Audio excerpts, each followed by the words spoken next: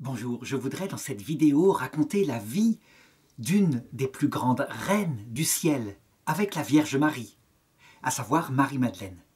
Elle est la deuxième femme, il y en a une troisième mais qui n'est pas nommée, que Jésus, dans l'Évangile, appelle femme. On se dit, mais c'est un titre de dureté, pas du tout. C'est un titre solennel qui signifie que, en Marie-Madeleine, comme dans la Vierge Marie, c'est réalisé, en fin de compte, en plénitude, le projet que Dieu avait sur l'humanité. En Marie, le projet parfait, celui qui était prévu au départ avec Adam et Ève. En Marie-Madeleine, le projet sur la femme abîmée par le péché et qui, en fin de compte, devient l'une des plus grandes saintes de l'histoire de l'humanité. Mais il faut bien se rendre compte pourquoi. Le récit que je vais raconter, évidemment, certains vont dire, mais il prend des passages de l'Écriture, on ne sait pas si c'est de Marie-Madeleine qu'il parle. La tradition de l'Église, au-delà de l'exégèse historico-critique, a toujours cru que c'était cette seule et unique Marie-Madeleine qui était visée dans plusieurs passages que je vais raconter. Marie-Madeleine n'est pas une prostituée. Non, c'est quelque chose de plus proche de nous. Elle est une femme qui cherche l'amour. Elle la cherche désespérément. Elle le cherche dans des hommes. Et, comme beaucoup de femmes, peut-être naïves, elle croit que c'est en se donnant à eux qu'elle gardera leur amour. Elle s'attire surtout leur mépris. Il couche avec elle, il n'y a pas de problème pour cela. Mais après, ils vont raconter partout qu'elle est une femme de mauvaise vie. La première fois où elle rencontre Jésus, visiblement, ça se passe comme ça. Jésus avait commencé de prêcher, Marie-Madeleine ne l'avait pas rencontré. Elle avait bien entendu parler de ce prédicateur. Et voilà qu'il prêchait l'amour inconditionnel et le pardon. Ils voulurent donc, ceux qui étaient souvent des hommes qui avaient couché avec elle, ils voulurent donc tendre un piège à Jésus. Et pour cela, au bon moment, ils trouvèrent Marie-Madeleine en flagrant délit avec un autre homme. Ils savaient bien où la trouver, et ils l'amenèrent à Jésus, qui arrivait ce matin-là à Jérusalem, et ils lui dirent ceci: « Tu dis donc qu'il faut pardonner. Or Moïse nous dit qu'il faut lapider ce genre de femme. Que dis-tu? Que faut-il lui faire ?» Le piège était parfait. Si Jésus disait « lapidez-la », eh bien son message serait abandonné. Et s'il disait « ne la lapidez pas », alors il serait contre la loi de Moïse. C'était imparable. Or Jésus s'accroupit et se mit à écrire dans la poussière quelque chose, et on ne sait pas quoi. Tandis que les Juifs qui étaient là insistaient. Alors Jésus se releva et dit que celui d'entre vous qui n'a jamais péché lance la première pierre. On ne sait pas avec quel ton il dit cela. En tout cas, ce qu'on sait, c'est que Marie-Madeleine était là, au pied, dans la terreur totale, sûre que sa vie allait s'arrêter. Et voilà que, à l'inverse, ils commencèrent tous à partir, à commencer par les plus vieux. Pourquoi les plus vieux? Eh bien, c'était sans doute ceux qui avaient le plus à se reprocher. Et c'est souvent comme cela. Les hommes, dans leur turpitude, accusent les femmes d'être responsables et n'arrivent pas à voir que ça vient de leur propre péché. Toujours est-il que Marie-Madeleine se trouva là, au pied de Jésus, toute seule, et Jésus avec elle. Alors Jésus prit la parole et lui dit: « Femme, personne ne t'a condamnée ?» Et elle, tout en larmes, encore tremblante de ce qui lui était arrivé, répondit: « Personne, Seigneur. » Alors Jésus lui dit: « Moi non plus, je ne te condamne pas. Va et ne pêche plus. » Dans cette réponse de Jésus était tout son message. Quand la vérité et l'amour sont unis, on est sûr qu'on est face à Jésus. On se demande souvent comment on le reconnaîtra à l'heure de la mort. Ben c'est comme cela. La vérité, ce qui est péché, et l'amour, il nous relève, il nous défend, il se fait notre avocat, il connaît nos faiblesses. Ce qui est sûr, c'est qu'à partir de ce jour-là, Marie-Madeleine, sauvée de la mort, eh bien, va se trouver aussi sauvée de toutes les façons possibles. Elle ne va pas cesser de suivre Jésus, d'écouter ses enseignements. Et elle, qui avait tous les défauts dus à ses faiblesses, eh bien, elle va prendre sur elle et véritablement changer sa vie, se convertir, essayer d'être vertueuse. Et elle va y arriver, sans doute portée par la ferveur. Ça veut dire que c'est un tel bouleversement de rencontrer un homme comme cela, quelqu'un qui ne la maîtrise pas, elle qui cherchait justement un homme comme cela. Eh bien, portée par la ferveur, ça va être tellement facile de changer son cœur, de changer sa vie, et elle va croire qu'elle y est arrivée. On a une indication dans les évangiles que ça ne va pas durer, hélas, et on sait comment nous fonctionnons. Guéris par la ferveur de la découverte de la vraie vie, du vrai sens de la vie. Évidemment, au bout d'un certain temps, cette passion se tasse, se casse, se lasse. Et Jésus raconte à un moment donné que quand des démons sont chassés d'une maison, eh bien, ils s'en vont dans les déserts où ils s'ennuient. Et un jour, ils passent auprès de cette maison, ça veut dire le cœur de quelqu'un, et ils trouvent la maison toute propre, toute rangée. C'était le cas de Marie-Madeleine. Elle avait vraiment ordonné sa vie pour ne plus commettre ses adultères et être moins naïve par rapport à ces hommes. Donc le démon trouve une maison bien propre, alors il appelle des compagnons qui sont 7 fois pires, et ils reviennent. Et l'état de cette maison est pire que ce qu'il était au début. Donc on peut penser que Marie-Madeleine est retombée dans ses péchés, très probablement, dans sa faiblesse. Et Jésus, patiemment, l'a relevée, l'a encouragée à continuer ses efforts, à reprendre ses efforts. Si bien que, devant les fruits très positifs qu'il y avait en elle, eh bien, la famille de Marie-Madeleine devint amie avec Jésus. Et elle avait une sœur appelée Marthe et un frère appelé Lazare. Si bien que, parfois, il allait manger chez elle, à Béthanie. Et ce qui était étonnant, c'est que Marie-Madeleine, elle se nourrissait de la parole de Jésus, de ce qu'il enseignait. Elle était là, à ses pieds, elle ne voulait en perdre pas une miette. Ça la nourrissait, ça la fortifiait dans ses résolutions. Tandis que Marthe faisait le service, elle était agitée, si bien qu'un jour elle s'énerva même devant Jésus et dit « Mais dis donc à ma sœur de nous aider, de m'aider à faire le service, elle est là à rien faire. » Et Jésus la reprit très gentiment en lui disant « Marthe, Marthe, tu t'inquiètes, tu t'agites pour beaucoup de choses, une seule est nécessaire. » Marie a choisi la meilleure part, elle ne lui sera pas enlevée. Ça signifie que dans toute la vie chrétienne, se nourrir de la présence de Dieu, se nourrir de son enseignement, c'est ce qui va donner le sens à toute l'action et pas l'inverse. Et donc, il faudra bien que Marthe le comprenne, même si dans son rôle actif, elle était très importante. On se demande souvent, quel est le péché le plus grave, celui qui conduit en enfer, d'après les évangiles? Eh bien, il y a une chose dont on peut être sûr, c'est que ce n'est pas le péché de faiblesse. Jamais Jésus ne parlera mal et durement à Marie-Madeleine. Jamais. La parole la plus dure, c'est « va, ne pêche plus ».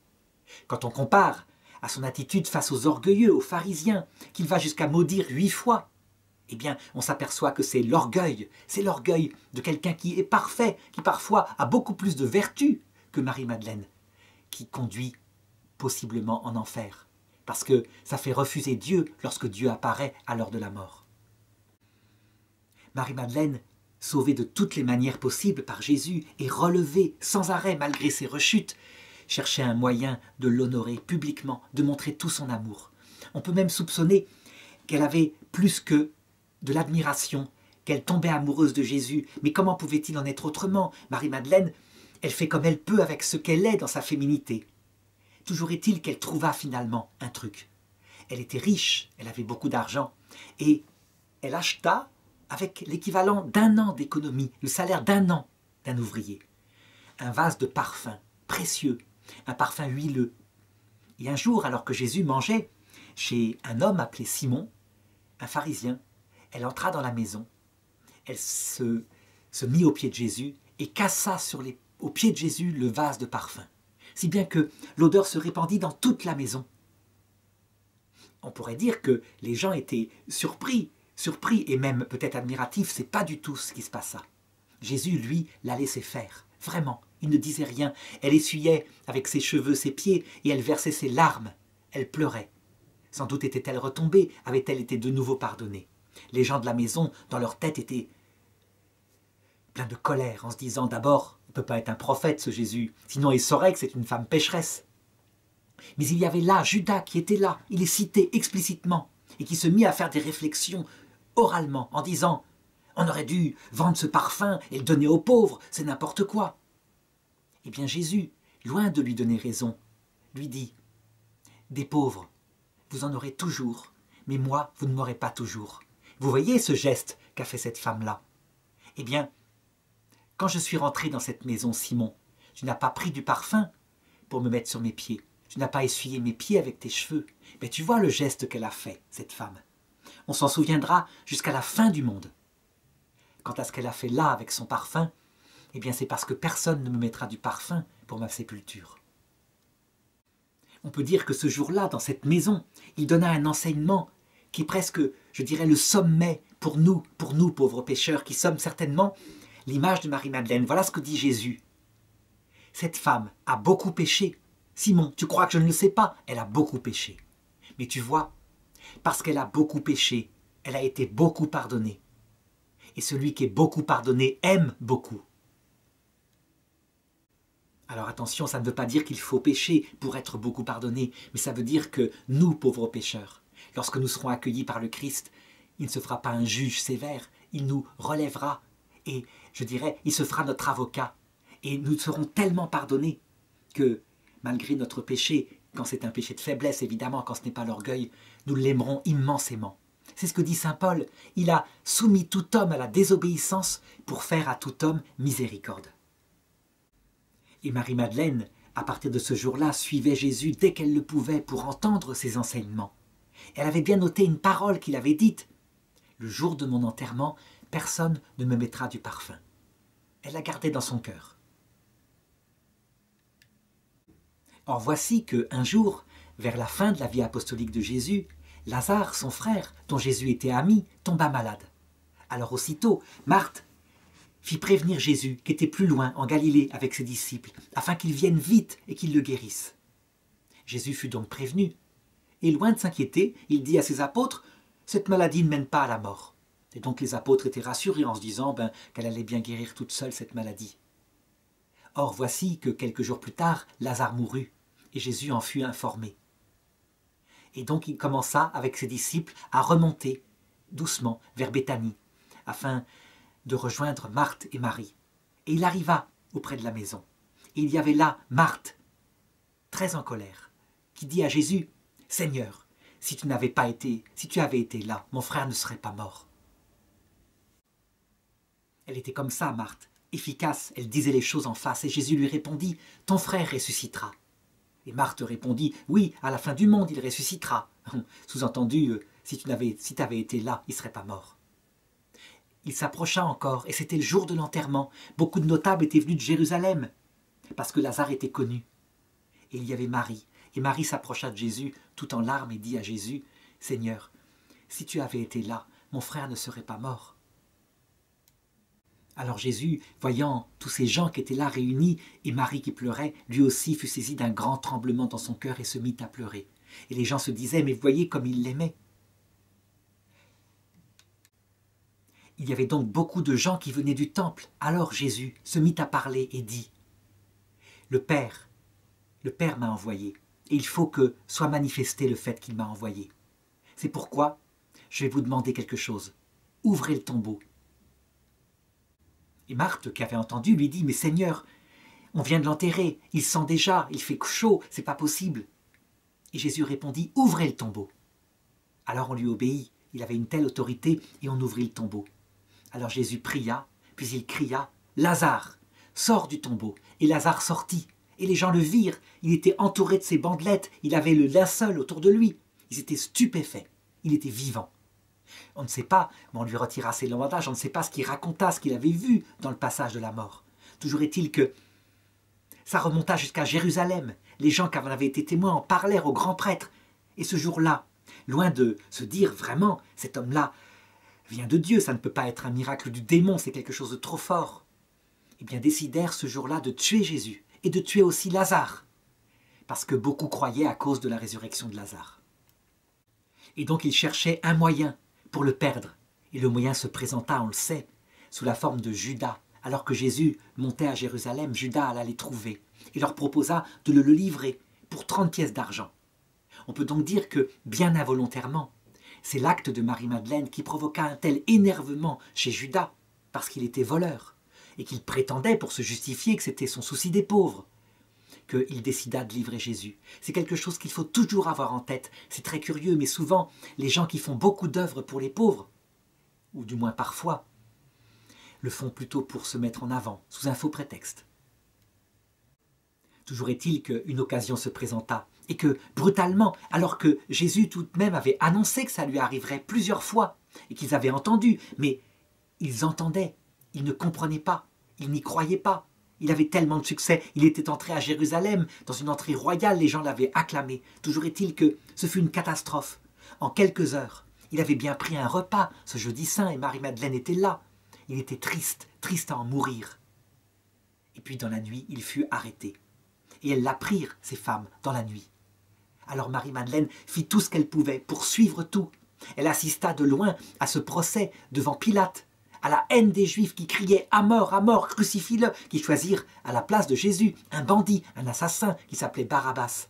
Et elle était toute démunie, elle ne pouvait pas s'approcher, elle restait avec Marie, mère de Jésus. Mais personne ne lui disait rien, c'était qu'une femme après tout. Alors, dans ses pensées, complètement perdue, elle suivit quand il portait la croix, quand il portait la croix. Elle fut présente au pied de la croix, avec Marie, mère de Jésus, avec Marie, femme de Clopas, qui était la mère des frères et des cousins de Jésus. Ce fut une grande misère. Et Marie-Madeleine était là, matériellement là, elle fut là tout du long, avec Marie, qui la soutenait. C'était Marie qui la soutenait. Et elle n'avait plus qu'une obsession. Elle allait embaumer le corps de Jésus. Elle allait le faire, elle. Il avait dit que personne n'embaumerait son corps, et bien elle ferait mentir cette parole-là. On verrait. Et donc, quand son corps fut descendu de la croix, elle ne put pas le faire, c'était la Pâque, on la força à rentrer chez elle. Elle passa tout le samedi à réunir des parfums, des aromates avec d'autres femmes, en vue de se rendre dès le dimanche matin, le premier jour de la semaine, au tombeau, et de pouvoir embaumer le corps de Jésus. Elle ne priait pas, elle était dans la douleur, dans la pleure, dans l'affliction. Elle le faisait de tout son amour de femme. Et donc, de bon matin, elle se rendit au tombeau avec les autres femmes. Mais Marie, mère de Jésus, ne vint pas. Et là, elle se demandait comment elle pourrait rouler la pierre du tombeau, qui était énorme. Elle se dit qu'elle allait demander aux soldats qui gardaient le tombeau. Et voilà qu'en arrivant, il n'y avait plus personne, mais la pierre était roulée, et le corps de Jésus avait disparu. C'était une catastrophe. Elle pensait juste à l'embaumer. Elle vit deux hommes qui étaient là, en blanc, qui jardinaient, et elle s'approcha d'eux en pleurant, en leur disant « Mes seigneurs, si vous avez enlevé le corps de mon Seigneur, dites-moi où vous l'avez mis, et moi, comme ça, je pourrais m'en occuper et lui rendre tous les honneurs qui lui sont dus. » Elle ne savait pas que c'était Jésus. Ça veut dire que Jésus, ce jour-là, qui savait parfaitement ce qu'il y avait dans son âme, que son amour, pour lui, était un amour qu'il fallait purifier. Elle était trop amoureuse humainement. Eh bien, ce jour-là, lui donna ce qu'on peut dire être une leçon. Elle ne le reconnut pas. Et quand il l'appela Marie, tout d'un coup ses yeux s'ouvrirent, elle le reconnut. Et dans un geste spontané, elle se précipita à ses pieds et l'attrapa par les chevilles. Elle ne voulait plus le lâcher. C'est un geste qui signifie tout son amour, tout son amour féminin même. Et Jésus lui dit « Femme, femme », encore une fois ce mot, « Femme, ne me touche pas, je ne suis pas encore remonté vers mon Père et ton Père. » Ça veut dire qu'il lui signifiait par là qu'il fallait qu'il parte, qu'elle aurait à ce moment-là la possibilité d'un amour beaucoup plus profond, que pour le moment, il était devant elle, elle n'arrivait pas à comprendre ce que c'était que prier son Seigneur à l'intérieur de son âme. Mais il lui dit ensuite, va prévenir mes apôtres, dis-leur que tu m'as vu ressusciter. Et c'est ce que fit Marie-Madeleine tout de suite. Elle se rendit en courant auprès des apôtres, elle les trouva réunis. Ils étaient là, encore effrayés, et elle leur dit qu'il l'avait vu ressusciter. Mais ils ne la crurent pas, et Thomas en particulier, qui dit « Moi, je crois que ce sont que des racontards, et si je ne mets pas mon doigt dans les trous de ces clous-là, si je ne mets pas ma main dans son côté, je ne croirai pas. » Évidemment, Thomas fut bien puni après, quand Jésus apparut, alors qu'il était encore en train de dire cela. Et alors, bouleversé, il l'adora, il l'appela « Mon Seigneur et mon Dieu », « Mon Seigneur et mon Dieu ». On peut dire que c'est la confession de foi dans la divinité de Jésus qui apparaît ce jour-là. Marie-Madeleine fut présente tout au long de la suite, tout au long, mais plein d'enthousiasme avec son cœur. À la Pentecôte, elle reçut l'Esprit Saint. Et là, on entre dans quelque chose qui n'est plus dans l'Évangile, mais qui est raconté dans la tradition. Et je dirais que cette tradition est sans doute vraie, parce qu'elle est ancienne. Peut-être que certaines choses ont été inventées, mais peu importe, elle va tout à fait avec la vie de Marie-Madeleine. Le jour de la Pentecôte, elle fut remplie de l'Esprit Saint, comme les autres. Mais elle, bouleversée, qui avait été témoin de tout. Elle se mit à prêcher partout, à parler partout dans la rue de ce qu'elle avait vu. Elle ne pouvait pas se retenir. Il était ressuscité. Et les gens se mettaient à croire à cause d'elle. Et Marthe, sa sœur aussi, faisait pareil. Et Lazare, n'en parlons pas, qui lui en plus avait connu la mort, donc avait vu les anges. Si bien que les chefs des Juifs, inquiets devant la croissance de cette nouvelle croyance, voulurent arrêter les choses. Et donc, à un moment donné, ils réussirent à arrêter Marie, Marthe et Lazare. Mais ils ne pouvaient pas les mettre à mort comme cela. Il aurait fallu le faire spontanément dans une émeute. Or, ils les avaient arrêtés. Alors, ils trouvèrent un truc. Ils les mirent sur une barcasse auprès de la mer. Et ils envoyèrent la barque au loin pour qu'elle coule un peu plus loin parce que c'était une barcasse très vieille. Et le vent poussa la barque et les emporta, et les emporta, et les emporta. Et la légende raconte que cette barque poussée par le vent finit par atterrir au bout de plusieurs jours en Gaule, dans la Gaule romaine, donc dans l'Empire romain. Ce sont les villes des Saintes Maries de la Mer. C'est une légende qui est gardée précieusement par exemple les Tziganes en particulier, qui vénèrent beaucoup Marie-Madeleine ici. Et Marie se mit de nouveau à raconter tout ce qu'elle avait vécu, mais portée par l'Esprit Saint qu'elle avait reçu, par tous ces souvenirs bouleversants. Eh bien, à un moment donné, elle comprit qu'il lui fallait vivre dans l'intériorité de la prière. Et donc, la légende continue, qui raconte qu'elle trouva en Gaule romaine un endroit retiré, une grotte, la Sainte-Baume. Elle s'y fit ermite. Elle y vécut tout le reste de sa courte vie, dans la pauvreté, dans la pénitence, dans la prière. Ce Jésus qu'elle aimait, comme une femme n'aurait pas osé aimer un homme, maintenant elle pouvait l'aimer par la prière du cœur. Il habitait dans son cœur et elle lui parlait toute la journée. Elle n'avait plus qu'une espérance, c'est qu'il vienne la chercher. Elle faisait beaucoup de pénitence pour ses péchés, si bien qu'elle ne vécut pas longtemps. Et un jour, tout d'un coup, alors qu'elle ne s'y attendait pas, il lui apparut, un peu comme l'image que j'ai derrière moi, le Christ miséricordieux, peint par sainte Faustine, je dirais 2000 ans plus tard, quasiment. Ce Christ miséricordieux lui apparut dans sa gloire. Il était accompagné de toutes les personnes qu'elle avait connues et qui étaient auprès de lui, des saints et des anges. Son pèlerinage terrestre était terminé. Elle venait de sortir de son corps. Et c'était merveilleux de le retrouver. Mais cette fois, tellement plus fortement. Tout ce qui était extérieur était là, elle le voyait de ses yeux.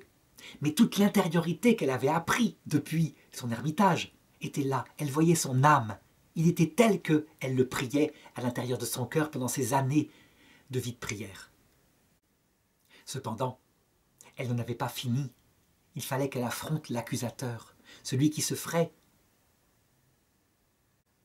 perturbateur de cette histoire et qui avait un droit d'apparaître à l'heure de la mort. Je veux parler de l'ange révolté, Lucifer. Pourquoi a-t-il le droit d'apparaître? Parce que le Christ veut que nous le choisissions en toute liberté. Et donc, il faut bien qu'il y ait quelqu'un qui soit là pour proposer un autre choix alternatif que cet amour de Dieu et du prochain poussé jusqu'au mépris de soi. C'est le règne du paradis. Et donc, Lucifer lui apparut, et elle le vit, et elle comprit d'un coup. Qui est-ce qui avait mis toutes ces faiblesses, qui avait appuyé au bon moment? Qui est-ce qui l'avait fait arrêter pour tendre un piège à Jésus? Qui est-ce qui était derrière tout cela? C'était lui, évidemment, l'ange révolté. Sauf que là, il apparaissait dans toute la noblesse de son message. Tu es faite pour l'égoïsme. Tu as été toute ta vie centrée sur toi. Regarde tes actes, regarde ta vie. Quand tu couchais avec des hommes, tu prétends que c'est parce que tu cherchais l'amour. Tu cherchais ton plaisir sentimental. Ton plaisir sentimental, ton plaisir. Tu es de mon règne. Tu n'es pas généreuse. Tu n'es pas digne de lui. Il se faisait, je dirais, accusateur. Véritablement, il avait là une proie de choix. Quelqu'un qui ne lui avait jamais résisté. Dès qu'il la tentait, elle tombait. C'est comme ça. Et donc il le savait bien. Or, ce jour-là, il y avait une différence. C'est que Marie-Madeleine avait été délivrée par Jésus de toute sa faiblesse. On aurait pu dire qu'elle leur ait répondu à Satan en disant « Tu m'accuses, mais c'est toi qui m'as fait tomber. » Eh bien, pas du tout.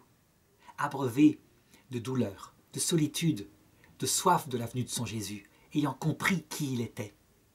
Elle se contenta de se mettre à genoux, de prier dans son cœur Jésus qui était caché pour le moment, et de lui dire que tout ce dont l'accusait le démon était vrai, qu'elle ne méritait pas la vie éternelle, qu'il fasse d'elle ce qu'il voulait. Marie-Madeleine était sans orgueil, sans illusion sur elle. Elle avait beaucoup péché, elle avait été sauvée par miracle. Elle n'attendait rien. Or, c'est l'attitude qu'il faut pour entrer au paradis. Il faut aimer, c'est certain. Mais si la personne aime de tout son cœur humble, dans le repentir de ses péchés, alors elle n'a même pas à se purifier davantage. C'est pourquoi, aussitôt cette prière dite, le Christ lui apparut de nouveau, et quant à Lucifer, il disparut dans une colère absolue, ayant perdu une âme de plus pour son projet de révolte contre Dieu. Marie-Madeleine fut aussitôt introduite dans la vision béatifique. Ça veut dire que ce jour-là, elle ne vit pas seulement l'humanité glorieuse du Christ qu'elle aimait de tout son cœur, elle vit sa divinité directement, face à face. Et ce qui fut fabuleux aussi ce jour-là, c'est que elle, la petite pécheresse, si faible, la femme adultère, celle qui avait failli être lapidée, elle fut élevée au rang de reine du cœur de Jésus, du cœur de Dieu, du cœur du Père, donc en conséquence, du cœur du Saint-Esprit. Ça veut dire que la Trinité elle-même, parce qu'elle s'était beaucoup abaissée, se mit à son service, se mit plus petite qu'elle pour lui donner tous ses pouvoirs, et lui confia avec la reine des reines, la Vierge Marie, celle qui est encore plus petite, lui confia le salut de tous ceux qui étaient sur terre et qu'il connaissait, si bien que depuis cette époque-là, Marie-Madeleine, grande reine du ciel avec Marie, passe son temps à faire du bien sur la terre, à s'occuper en particulier des femmes qui cherchent, comme elles le peuvent, l'amour et qui se font piéger par des hommes qui, eux, cherchent le plaisir et qui croient comme ça qu'elles le garderont. Pourquoi ce rôle lui est-il particulièrement confié? Parce qu'elle sait ce que c'est, elle est passée par là. Et donc, jamais elle ne sera dure avec elle. Mais elle fera tout, y compris quand elle met des épreuves, parfois. Et puis, le salut, tout pour les amener à faire le même chemin qu'elle. Un chemin qui aboutira à leur conversion, à leur repentir, à leur entrée dans la vision béatifique. On peut donc dire que si Marie est notre mère, mère de tous les vivants, Marie la mère de Jésus, Marie-Madeleine, elle est notre patronne à tous, parce que tous nous sommes des femmes adultères quelque part, tous par notre péché. Nous ne venons pas de la pureté, nous venons du péché. Et nous aurons à parcourir ce chemin à genoux vers Jésus. Il faut donc se confier à elle pour que, en cette vie, Jésus puisse affiner notre cœur, le préparer pour la vie éternelle, pour que, comme elle, quand nous rencontrerons Jésus, il n'y ait plus besoin de purification, que nous soyons pauvres, sans illusion sur nous-mêmes. C'est ça le sommet de la vie mystique,